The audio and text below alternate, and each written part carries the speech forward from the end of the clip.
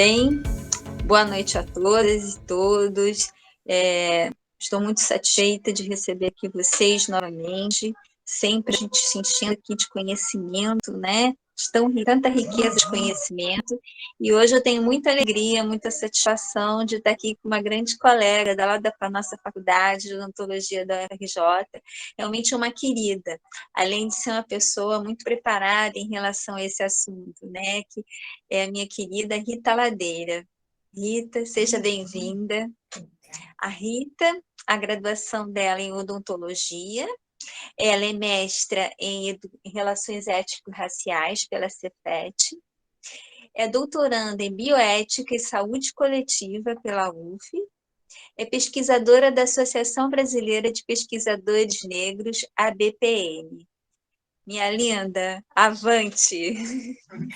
Obrigada. Vou começar aqui minha fala agradecendo muito a Maria do Céu por ela ter elaborado esse curso. Para mim, nem é um curso, é um evento, é um orgulho muito grande dentro da nossa faculdade de odontologia, a gente poder estar proporcionando esse evento para pessoas do Brasil inteiro. É muito interessante isso.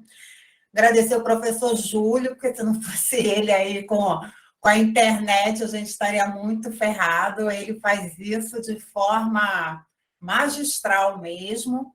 E agradecer a todo mundo que está aqui, que está assim, dedicando seu tempo, poderia estar fazendo outras coisas, está com a família, está em outras atividades, e na proposta está aqui com a gente para tentar entender o que é isso na nossa sociedade, né? O que é o racismo. O racismo, ele é muito complexo, ele é muito difícil de entender, ele tem diversas vertentes, ele tem diversos conhecimentos para a gente tentar entender. Então, quando eu trago a epistemologia do racismo, é para a gente tentar entender quando a gente vê uma prática racista, quando a gente vê uma situação de racismo, a gente entender se aquilo realmente é racismo e, além disso, entender por que aquilo acontece. Né? A gente entender, porque se a gente entender isso, a gente acaba entendendo o que é a nossa sociedade, o que é o Brasil. Então, vamos lá. Toda aula tem um objetivo, né? E não está passando. Aí, gente, que deu tilt aqui. Foi. Bom, toda aula tem um objetivo. Então, o nosso objetivo nessa aula, nesse debate, que eu chamo muito mais de debate do que de aula, é compreender as formas de conhecimentos e racionalidades que legitimam o conhecimento produzido, que vão fundamentar as pesquisas sobre racismo e suas circularidades. O que são as circularidades do racismo? É a branquitude, é o colorismo, é a interseccionalidade, é a fragilidade branca. Então, o racismo, ele, quando opera na sociedade, ele nunca vem sozinho. A gente tem que ter essa compreensão. Bom, eu gosto sempre de começar o meu debate com coisas atuais, com coisas que aconteceram há pouco tempo na sociedade. Eu não sei, eu sei que tem gente aqui do Brasil inteiro, mas eu sei que no Rio e São Paulo, o carnaval espetáculo, né, que são as escolas de samba, eles aconteceram fora do normal, aconteceram agora em abril, não tem nem um mês que aconteceram. E aconteceu um fato muito interessante que eu vou trazer para vocês aqui. Essa moça, ela trabalha na CNN Brasil, ela é âncora, alguma coisa assim. O nome dela é Gabriela Prioli. Ela é advogada e tudo mais, e ela foi convidada acho que foi pela Brahma, para ser musa do carnaval. Né? Então, segundo ela é uma moça branca, né? A gente tem que ver isso, uma moça loira, de olho claro, e ela disse que ia desconstruir estereótipos. sendo musa do carnaval. Aqui adiante está ruim de ler, então eu fiz um slide com as palavras dela. Ela, numa entrevista para um portal desses, que eu não me lembro qual foi, ela disse: vou desfilar cheia de brilho e com meus looks de carnaval, sabendo que meu diploma de mestrado pela USP continua válido e que meu livro segue na lista dos mais vendidos. Tenho segurança suficiente para me colocar nesse lugar que perturba preconceitos. E cá entre nós, gosto disso. Bom, o brasileiro adora um meme. E 5 minutos depois, a gente já tinha um meme da fala da Gabriela Prioli. Aconteceu um debate muito forte na internet, algumas pessoas aqui devem ter acompanhado, e muita gente falou: é uma fala elitista e racista. E as pessoas vão falando que é elitista e uma fala racista. A intenção da gente entender o que é a epistemologia do racismo é que quando a gente levantar a voz ou o dedo e falar é uma fala elitista, é uma fala racista, a gente ter conhecimento para dizer isso.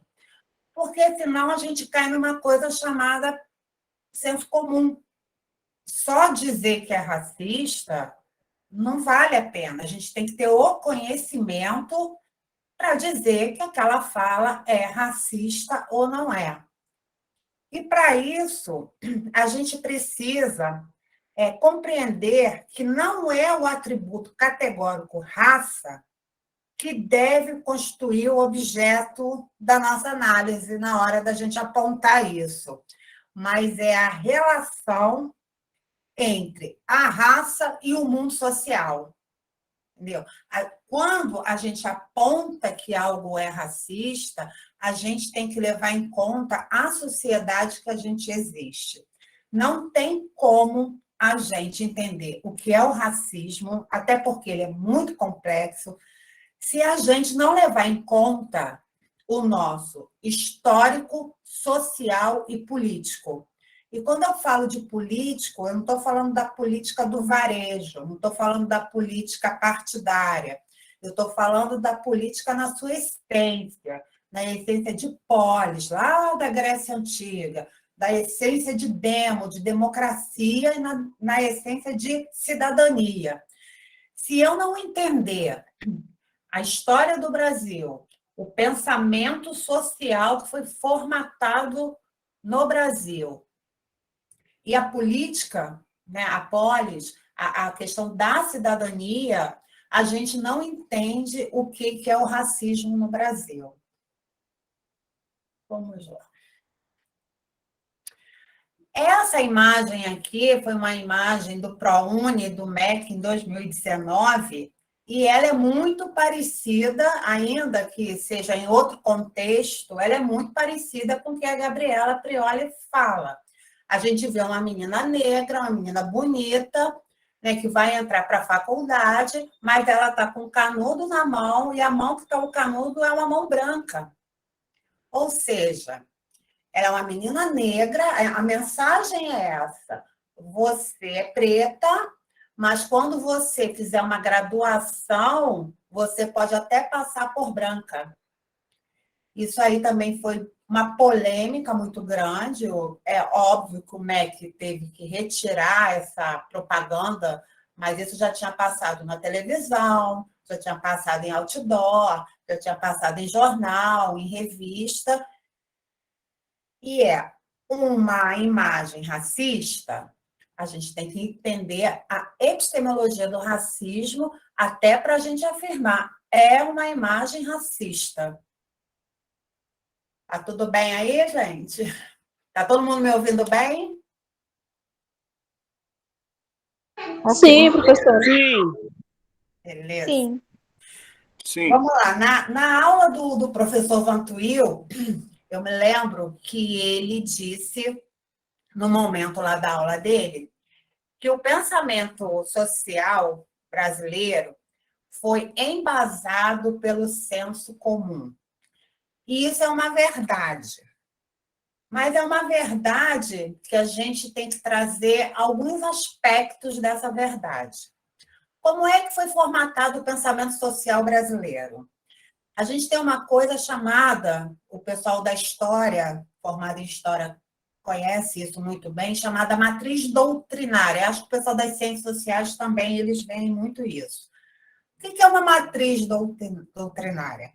É uma matriz da onde vêm as coisas, porque as coisas não vêm do nada. Nem o pensamento do senso comum, ele não vem do nada. Não existe, isso aqui aconteceu porque aconteceu. Não.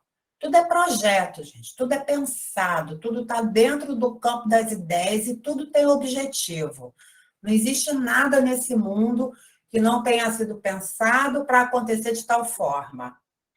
Então, a matriz doutrinária nossa, do nosso pensamento social, que acabou indo para o senso comum, e o grande culpado disso foi o mito da democracia racial, que ele mentirosamente colocou a sociedade brasileira vivendo numa harmonia racial, como se aqui não existisse racismo. Isso é projeto, isso foi algo pensado, não foi do nada.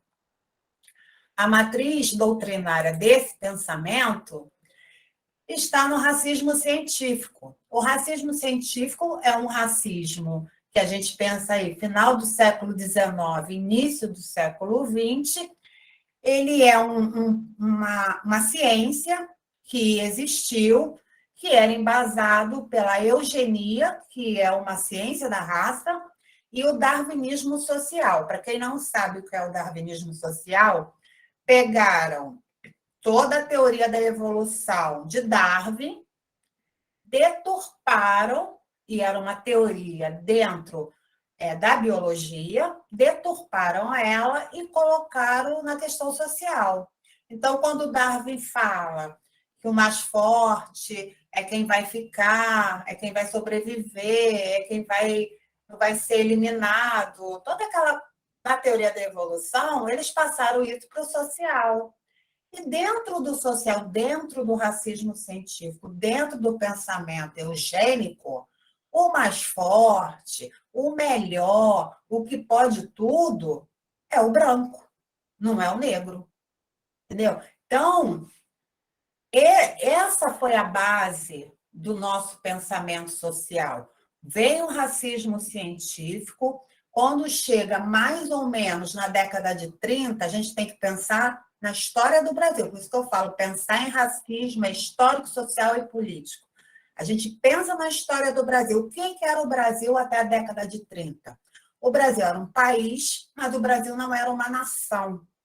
A gente não era uma nação. A gente era um monte de potestados de uma oligarquia rural que mandava no país, espalhada por São Paulo, um pedaço da Bahia, um pedaço do Sul, e era isso que a gente era. A gente não tinha indústria, a gente não era industrializado. Quando chega o Estado Novo, quando chega Getúlio Vargas, ele quer industrializar o Brasil. A gente está entrando num capitalismo mais forte mesmo, saindo numa situação que muitos chamam até de semi-feudal, para ir para um capitalismo. A gente precisava de indústria. Mas como que eu vou ter indústria se eu não tenho uma nação? Que era um dos requisitos para você ser um país industrializado, é você ser uma nação. Para eu ser uma nação, eu preciso de uma coisa chamada brasilidade.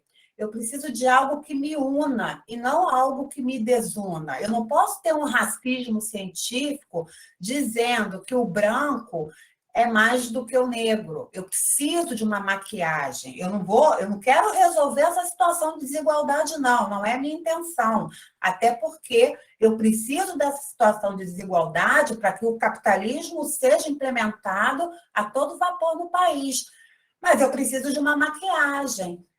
E o que faz Getúlio Vargas? Ele copita, né, o pensamento através de Casagrande Senzala e das outras obras de Gilberto Freire, é o nosso principal sociólogo mais conhecido, veio o mito da democracia racial, e isso é introjetado, naturalizado em toda a sociedade brasileira, por isso que a gente fala que vai para o senso comum, ninguém passa a questionar mais que existe racismo, que existe uma desigualdade, que existe iniquidade, que quando Isabel assinou lá, não incluiu o povo negro, que a gente tinha uma Constituição que tudo que vinha do negro era proibido, que o negro não era permitido a ele ir à escola. Isso, gente, até 1934.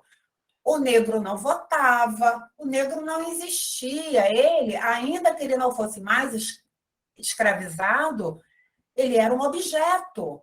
Ele ainda era um objeto. Então, o menor salário era dele, o desemprego era para ele. Junto com o racismo científico, veio a lei do branqueamento, foi uma coisa legalizada para trazer os europeus para cá.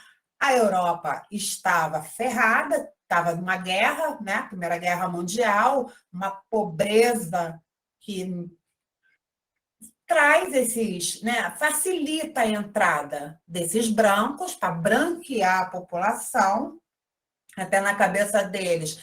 Em 1912, eles achavam que até 2012 não existiria mais negro, então a intenção é a eliminação do povo negro, esse é o objetivo. A gente tem que parar de romantizar as coisas, mas o objetivo era esse, só que deu tudo errado, né? E quando Getúlio Vargas pega essa ideia do mito da democracia racial e isso é colocado na sociedade, o nosso pensamento passa a ser um pensamento do senso comum. Isso só vai mudar, começar a mudar com Florestan Fernandes, lá na década de 50 para 60, com Fernando Henrique Cardoso, que era sociólogo, também mais ou menos aí. Aí a gente tem uma ditadura militar no qual o movimento negro foi colocado, não podia ter, né? Não era legalizado. Então, mais uma vez, a questão do racismo ficou debaixo do tapete, e isso só vai mudar quando vem a nova Constituição, em 88, inclusive com o racismo sendo considerado crime.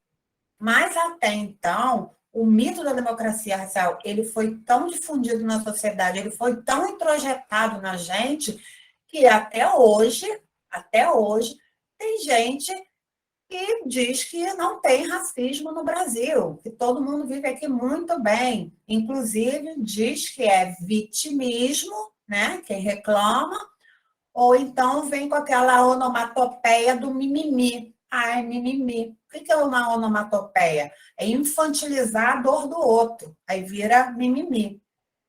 Essa foi a nossa matriz doutrinária para o senso comum. Mas, além disso, a gente tem uma matriz doutrinária que formatou o racismo científico também, que foi a classificação humana. E isso a gente já vai mais para trás ainda, a gente vai lá no século XVIII, quando a raça humana foi classificada. Até aí, não teria problema nenhum você nomear, a gente gosta de nomear, facilita a nossa vida. Então, você nomear, é branco, é preto, é vermelho, é amarelo, não tem problema nenhum. O grande problema é quando você classifica adjetiva para desqualificar determinada raça para você poder oprimir. E foi isso que eles fizeram. Quando Linot e Blumenbach fizeram essas classificações, um antes e o outro depois, ele colocou raça branca, o mais bonito, o mais inteligente, o melhor de todos. Raça negra, o pior de todos, o preguiçoso, e por aí vai. O outro, além de fazer tudo isso, além de trabalhar com essa questão de adjetivar, ele trabalhou com a estética. Então, ele colocou o branco como caucasiano. A Caucásia, para ele, é um lugar lá na Rússia, é o lugar mais bonito do mundo. Então, se é o mais bonito do mundo, é o branco. E o negro? O negro é o mais feio do mundo. Então, ele colocou um outro nome que a gente não tem nem tradução para o para o português é after, acho que é isso, que é uma coisa muito ruim. Essa matriz doutrinária foi a matriz doutrinária para o racismo científico. E o racismo científico, em grande medida, foi para o mito da democracia racial, porque quando se cria esse mito, até a época do racismo científico, a raça ainda era considerada biológica. A gente não tinha a noção de hoje de ser um construto social, de ser uma construção social, política, econômica, judiciária. É isso que a raça é hoje. Ela é uma construção, assim como é a raça negra, é a raça branca. Uma construção social. Mas nessa época aí, a noção de raça das pessoas era uma noção biológica. Então, quando vem o racismo científico, e o professor Vantuil mostrou isso muito bem, a gente teve Nina Rodrigues fazendo aquelas metragens, mensurando o crânio para desprestigiar, para degradar o homem e a mulher negra, ele criou um termo muito ruim. E tudo tem projeto, gente. Foi proposital. Ele criou o tal do delinquente nato. Segundo ele, o que ele fazia? Ele ia tanto em presídios, quanto em cemitério, quem morreu de violência, uma coisa meio doida, uma ciência meio maluca, ia lá, media, e ele começou a dizer, e isso ele vem lá de Lombroso, ele é um imitador de um italiano lá, também médico, né? E ele começa a medir e falar que o negro é o delinquente nato. Isso tudo, gente, do negro ser pior, de ser o delinquente nato, de ser o mais feio, tudo isso vai para a sociedade. Esse pensamento, o campo da ideia, ele atinge a sociedade. Isso foi introjetado na gente. Aí vem o mito da democracia racial e fala para mim, não, a gente sabe disso tudo, mas aqui no Brasil a gente não tem isso, não. Todo mundo é igual. Aí perguntava, tá, mas por que aquela família ali está vivendo em condições tão ruins, tão... Ah, é porque ele não fez por merecer. Aí vem a tal da meritocracia. E isso foi muito introjetado na nossa sociedade. Só que, por outro lado, a gente teve sempre um movimento de mulheres e de homens negros muito forte nesse país. Muito forte mesmo. E eles vieram na luta e na resistência e rebatendo tudo isso. Daí a importância da gente ter uma epistemologia do racismo. A gente tem que agradecer muito a esse movimento de homens e mulheres com intelectuais lá dentro, para que a gente saia do senso comum. Não adianta eu apontar, isso aqui é racismo, se eu não tiver o entendimento científico da coisa. E eu estou falando aí de ciências humanas, de ciências da saúde, de ciência jurídica, de ciência econômica. A gente tem que ter essa noção para a gente ter a percepção do que realmente é racismo e do que não é racismo. Entendido até aí, gente? Estou sendo clara? Beleza, vamos lá. Aqui é mais ou menos um slide que eu tenho, que eu mostro o Nina Rodrigues, que ele imitou, né? Ele é um discípulo desse Lombroso aí, e para chamar a atenção que se não fosse a ciência da saúde e o judiciário, talvez, o nosso racismo não fosse tão virulento quanto ele é aqui. O nosso racismo, o racismo que o pessoal chama de racismo à brasileira, é um racismo muito virulento, muito. Demais. Talvez, no meu entendimento, que eu já li de muita coisa de racismo no mundo, quase todo, como ele existe, como é a performance dele, o nosso, sem sombra de dúvida, é um dos piores, não tem como. Vamos lá. Bom, aí aqui eu gosto de trazer isso porque há muita confusão, né? A gente sabe raça, racismo, racismo, raça. O que veio primeiro, quem veio de onde?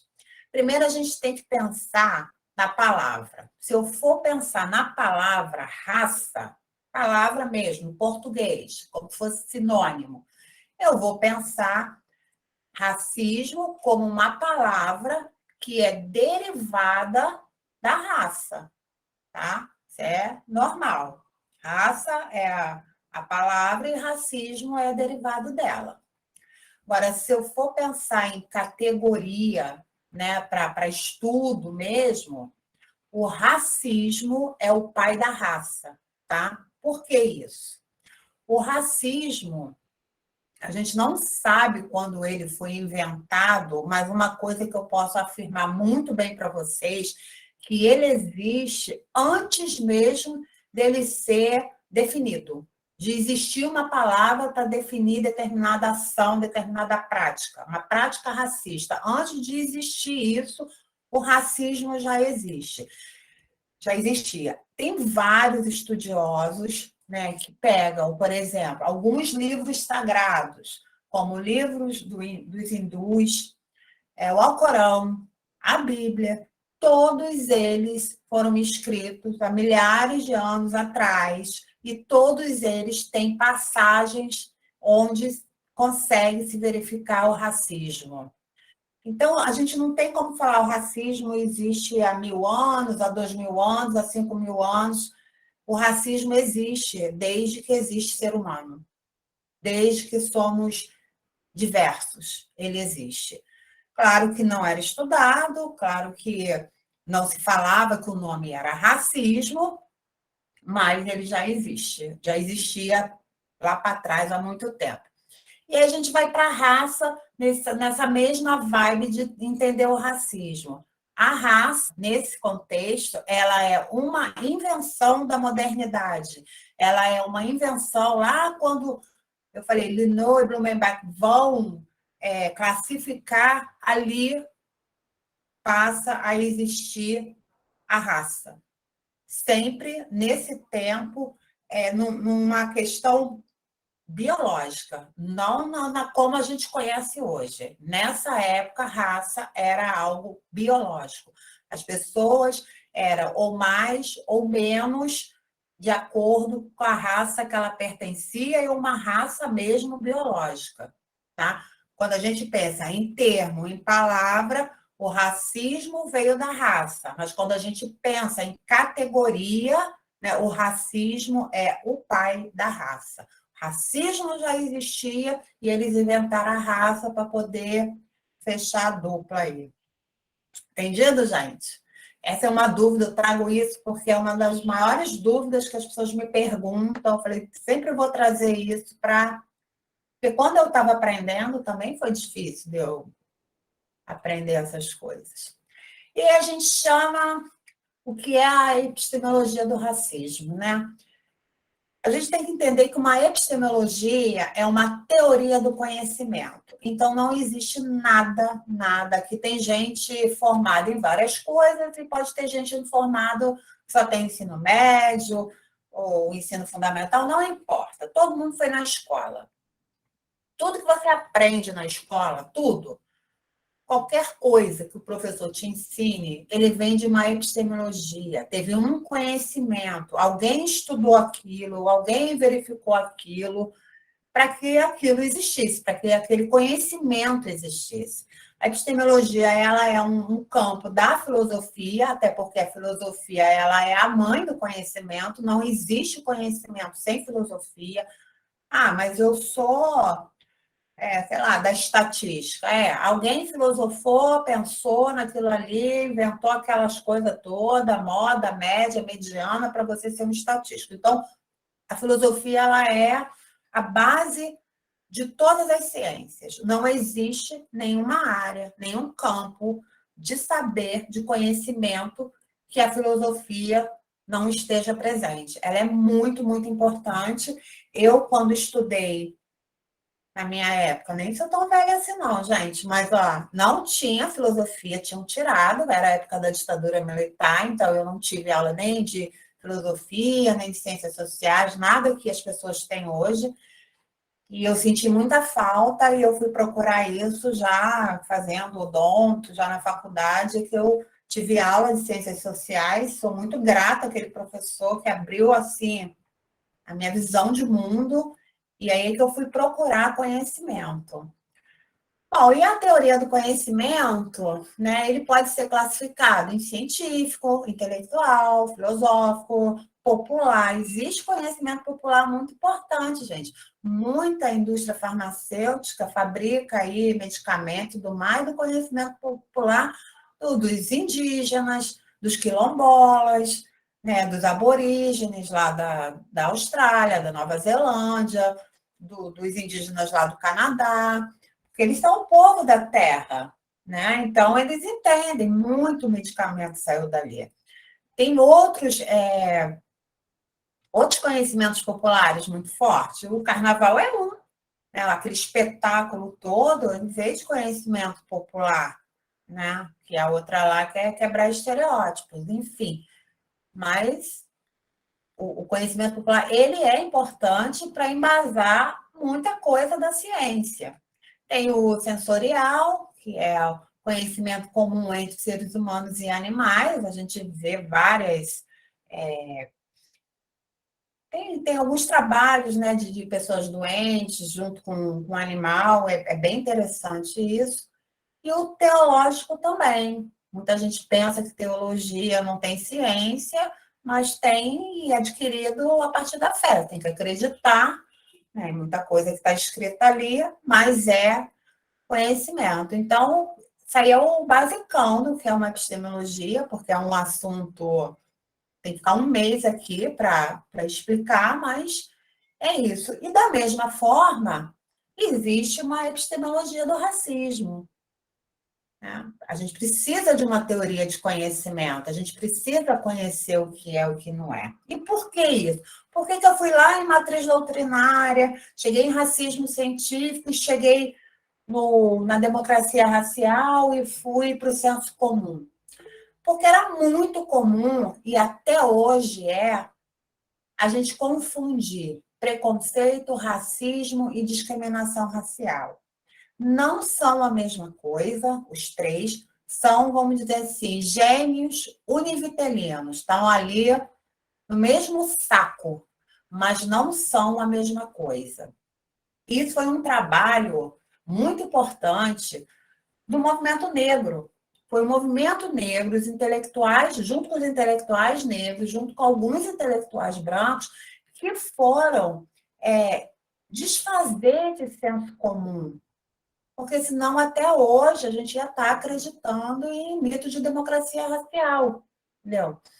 Então, para eu explicar aqui, nas minhas palavras, mas eu vou trazer aqui teórico, como eles colocam, vou contar aqui um caso de cunho pessoal. Eu, quando me formei em odonto, eu fui trabalhar num local meio de luxo, classe média alta e tudo mais. Um dia eu estou lá, eu era recém-formada, então recém-formado pode fazer muito pouco.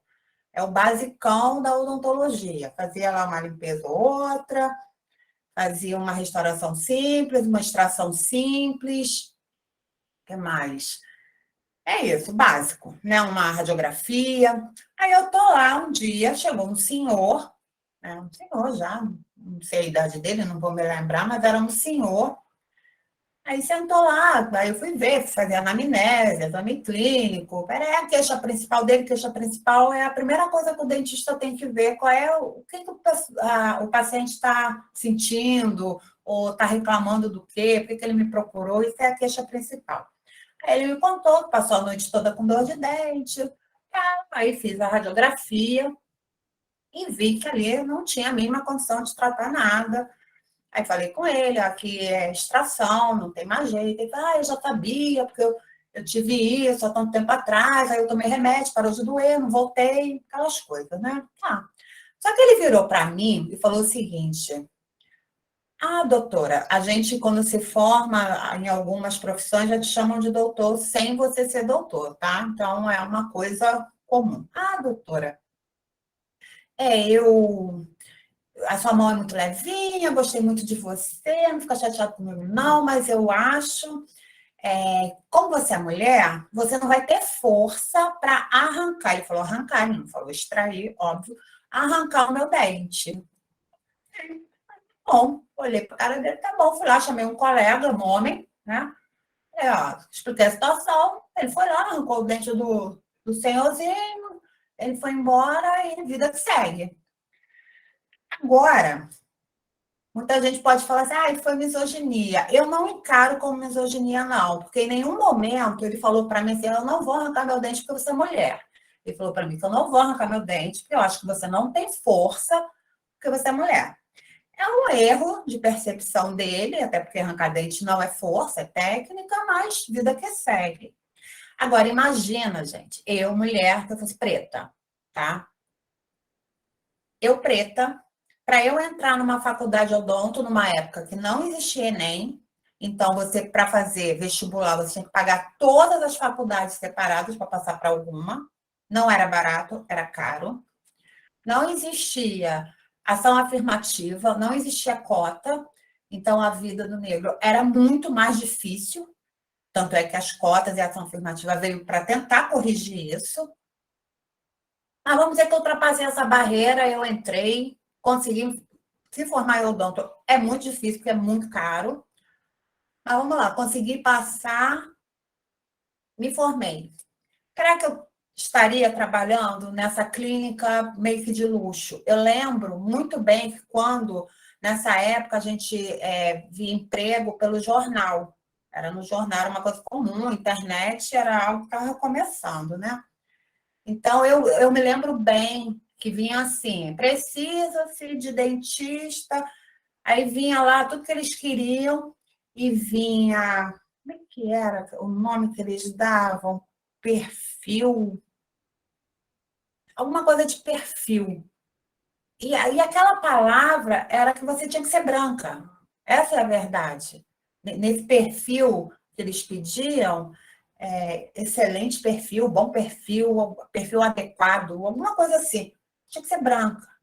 Mas vamos dizer que mesmo eu, mulher preta, passei a barreira de entrar, passei a barreira de me formar e passei a barreira de conseguir trabalhar nesse local.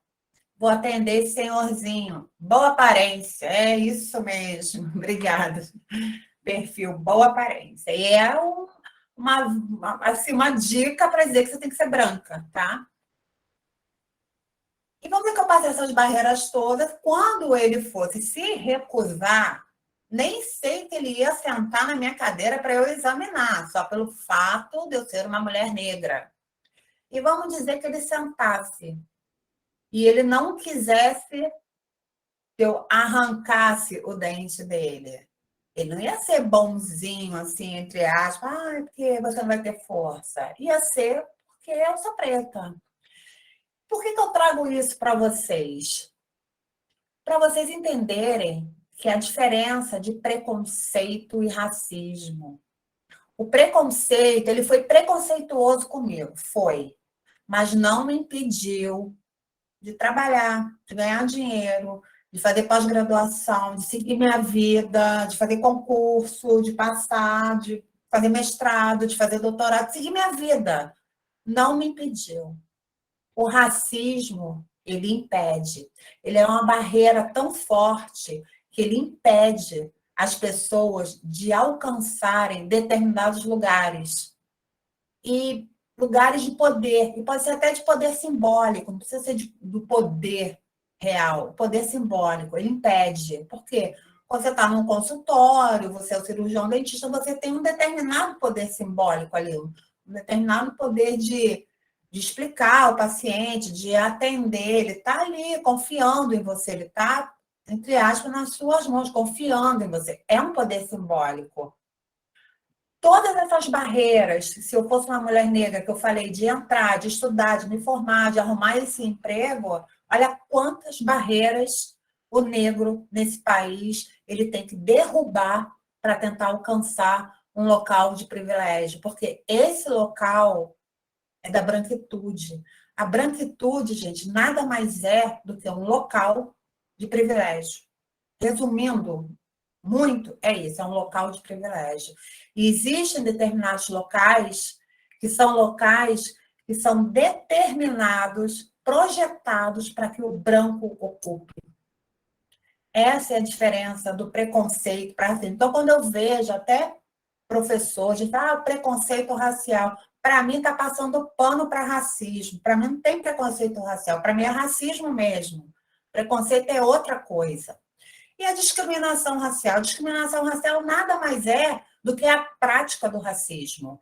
Ou seja, a gente precisa da agência humana. A agência humana é um conceito das ciências sociais. Só existe agência humana quando existe a ação do homem. O homem aqui é o ser humano, né? Então, você precisa dessa agência. Então, seria, vamos dizer, se eu, negra, formada, passei essas barreiras e fosse lá entregar meu currículo com a tal da boa aparência, quando eu virasse as costas, a pessoa que recebeu ali rasgasse e tacasse fora. Isso é discriminação racial. Entendeu? Então, são conceitos parecidos, são irmãos univitelinos, mas não são a mesma coisa. E isso foi um trabalho muito sério do movimento negro, de mulheres negras. Eu vou trazer para vocês aqui a conceituação do professor Silvio de Almeida, que ele faz no livro dele, o que é racismo estrutural, mas muito antes dele, quem discerniu sobre isso foi a professora Nilma Lino Gomes, que foi até ministra da Dilma, na CEPIR, né, no Ministério de Direitos Humanos e das Questões Raciais. Ela tem um artigo muito bom, que depois eu posso mandar para o Júlio, porque lá tem outros termos também que ela vai falando, né?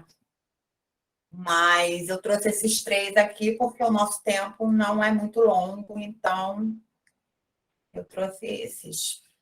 Tudo bem aí? Vamos lá, aqui eu trago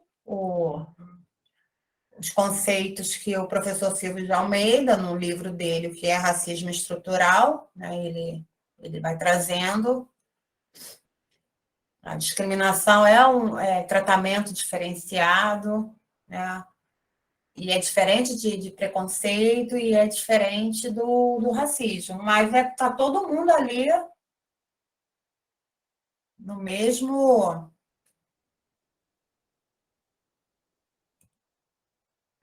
Bom, o que é a palavra racismo, né? Já que eu falei que a palavra racismo é derivado da palavra raça, todo o sufixo ismo, eles tendem, né, a nos trazer a noção de ideologia. Mas de qual de ideologia?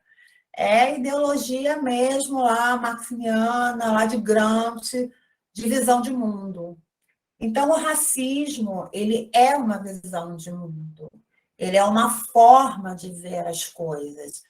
E isso é importante porque a gente também tem uma noção de achar que toda pessoa racista é má, é cruel, é uma pessoa. Não, não é, gente. Não é. É claro que existem aquelas que são. Aí a gente está falando de supremacista branco, essa gente esquisita que está aí, né? Que a gente está vendo aí.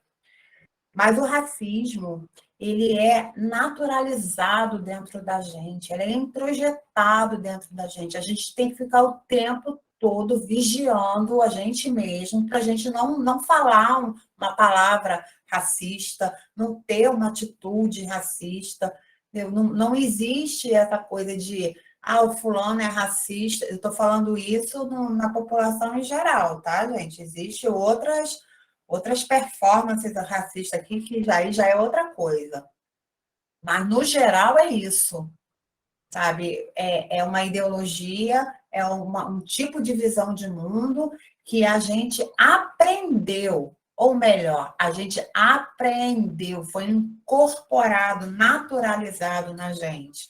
E a gente só consegue acabar com isso através da educação. Não tem outra forma, e é por isso que veio a Lei 10.639, ela foi muito bem pensada, porque é lá no menininho, na menininha, pequenininho, lá no jardim da infância, aprendendo as relações raciais, passando a entender o que é a nossa sociedade, é claro, de acordo com a idade da criança, né? A educação infantil é uma coisa, o aluno do ensino médio é outra coisa, mas adaptando para que um dia a gente se livre dessa mácula da nossa sociedade.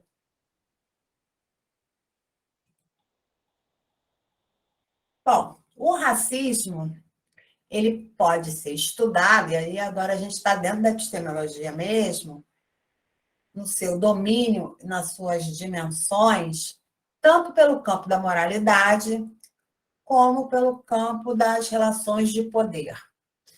Normalmente, quem estuda mais, isso não é fixo, tá, gente? Pode ir de um lado para o outro, não tem problema nenhum, mas é o normal, o usual. Quem estuda mais a questão dentro da moralidade é o pessoal da psicologia social, o pessoal da história, gosta muito também. Alguns campos de saberes. E mais o pessoal da sociologia, das ciências sociais, eles estudam mais a questão do racismo nas relações de poder. E a partir daí, foi Silvio de Almeida que mais trouxe essa questão, que todo o racismo passou a ser encarado como racismo estrutural. Não importa se ele é interpessoal, se ele é institucional, não tem problema. Se ele está dentro de uma macro-sociedade, de uma micro-sociedade, passou a dizer, ficou comum isso, dizer que a análise, né, que eles interpretam que seria racismo estrutural. Né? E por que isso? Porque as nossas estruturas, que eu chamo de estruturas, o racismo estrutural ele é a mesma coisa que o racismo que se chamava de racismo sistêmico. É sinônimo. Mas o estrutural ficou mais conhecido hoje em dia, né? Então, a nossa construção das nossas estruturas, o que são as estruturas? Sistema judiciário, sistema de educação, sistema de saúde, tudo que funciona na nossa sociedade, quando elas foram construídas, elas tiveram a base racial como um de seus elementos centrais. E é por isso que o racismo nosso, ele é estrutural mesmo. Mas isso não quer dizer que não exista o racismo interpessoal. Nenhum autor, até eu queria que aquela aluna da aula passada que levantou isso, que teve um intelectual, sei lá, que disse que não gosta de chamar tudo de racismo estrutural, mas não existe nenhum autor que fale em racismo estrutural e que não fale que existe o racismo interpessoal. Não existe isso, sabe? Porque hoje a gente não trabalha com racismo, a gente trabalha com racismos. O racismo hoje ele é um nome composto. Então a gente tem racismo ambiental, a gente tem racismo religioso, a gente tem racismo cultural, a gente tem racismo racial, que é o mais comum, né, da gente ver por aí. A gente tem racismo recreativo, a gente tem vários tipos de racismos. E a importância da epistemologia ela está aí, porque, de acordo com os tipos de racismos, os campos de saberes vão se interessando para estudar determinado fenômeno. Porque o racismo é um fenômeno social. Então, ele trabalha em várias áreas. Eles trabalham em várias frentes, né? O racismo ele está o tempo todo em todos os lugares no Brasil. Não adianta falar, ai, na minha família não tem ninguém racista. Tem, amor. Tem. A gente nasceu não racista e logo depois, assim que a gente começa a falar, entender as coisas, o racismo vai sendo introjetado dentro da gente, porque as estruturas são racistas. Por isso que o racismo é estrutural. Mas isso não quer dizer que não exista mais. O que não se leva muito em consideração hoje em dia é o protagonismo do sujeito racista. Mas a gente tem que pensar o seguinte: racismo é estrutural, existe o sistema de educação. Houve uma prática racista, então houve agência humana, ação humana. Então não existe racismo estrutural se não existir alguém praticando aquele racismo. Entendeu? E quem estuda, os cientistas sociais que estudam o racismo estrutural, eles nunca disseram que não existe. Então, está havendo assim, uma confusão metodológica, né, sobre.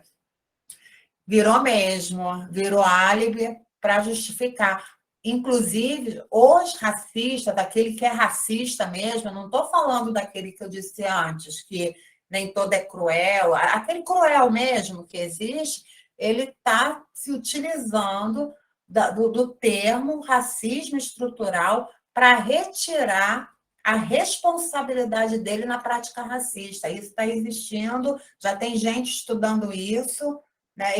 A minha área de estudar racismo não é essa, eu nem estudo mais como o racismo opera na sociedade, eu já avancei nisso, eu estudo mais como ele se reproduz, como o racismo é reproduzido de geração em geração, eu estudo muito mais isso, mas já tem gente voltando, que já estava lá, voltando para poder estudar isso, porque estão realmente se aproveitando, por incrível que pareça, né?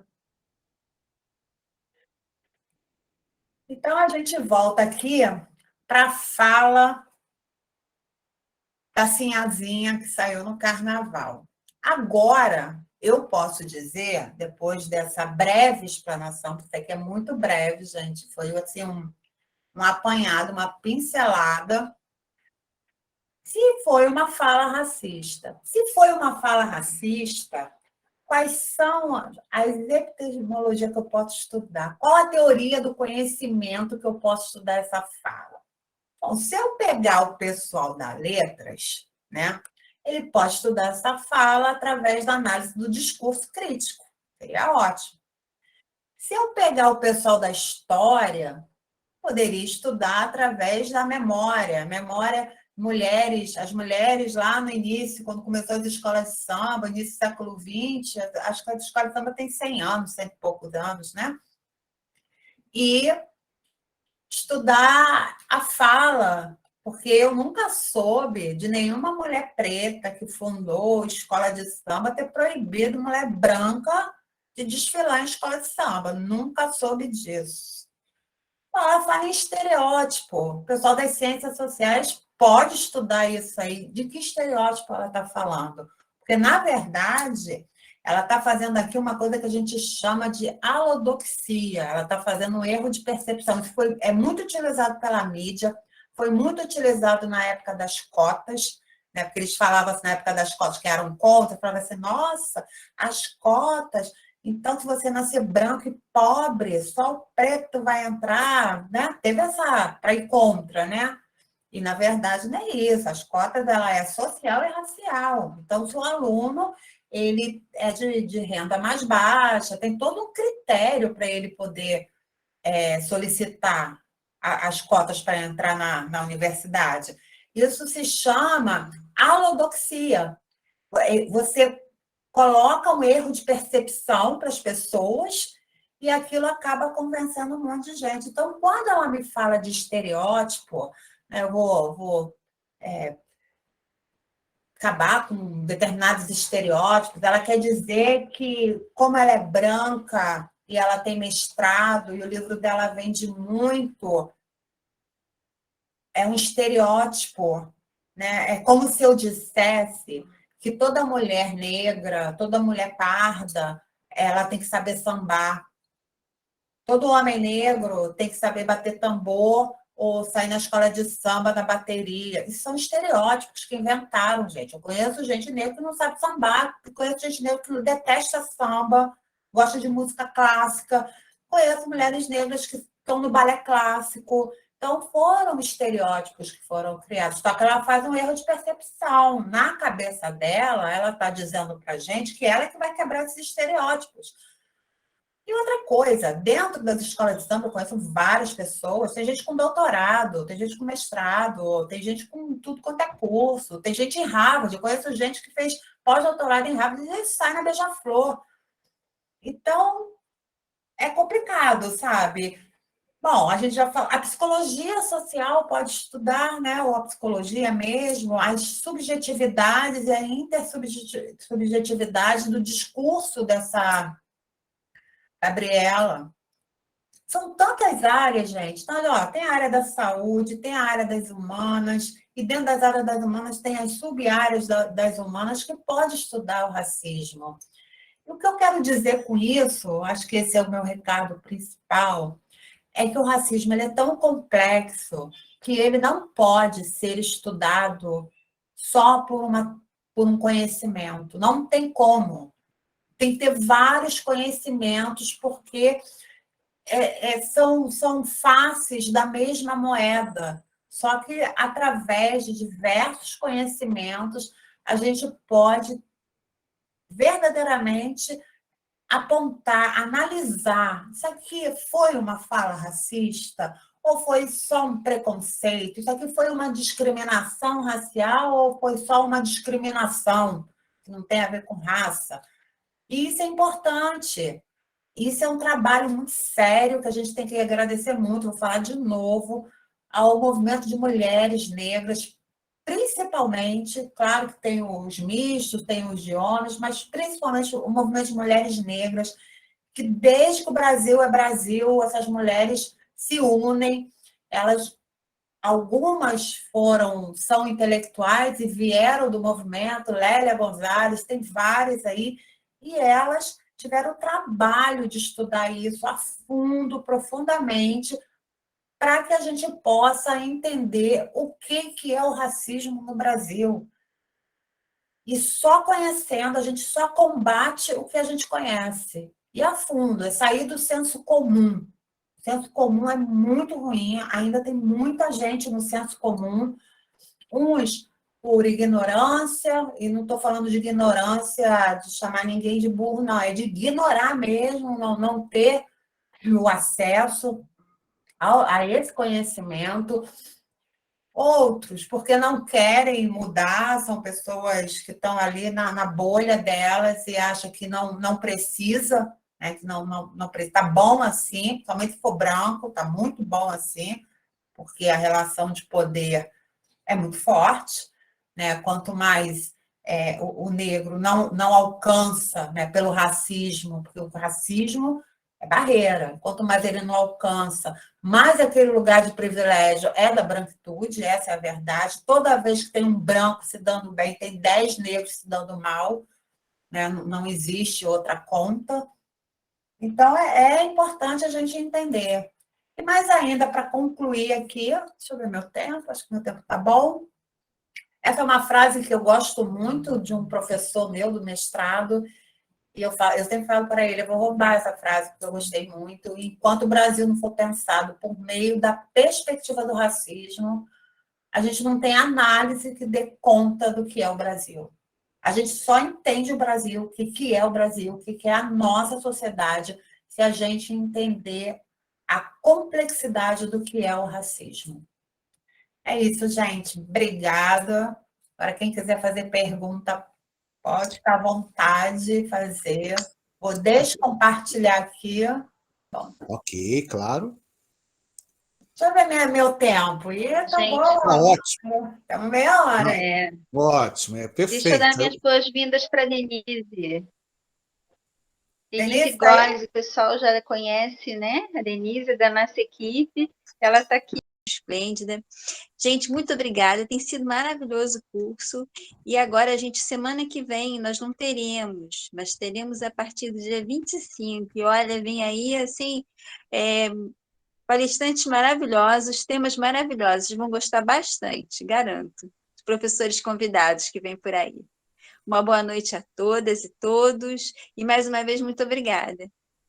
Obrigada, Tchau, Rita, pra maravilhosa. você, querida. Tchau, gente. Boa noite. Tchau, Denise, obrigada. Tchau, Júlio.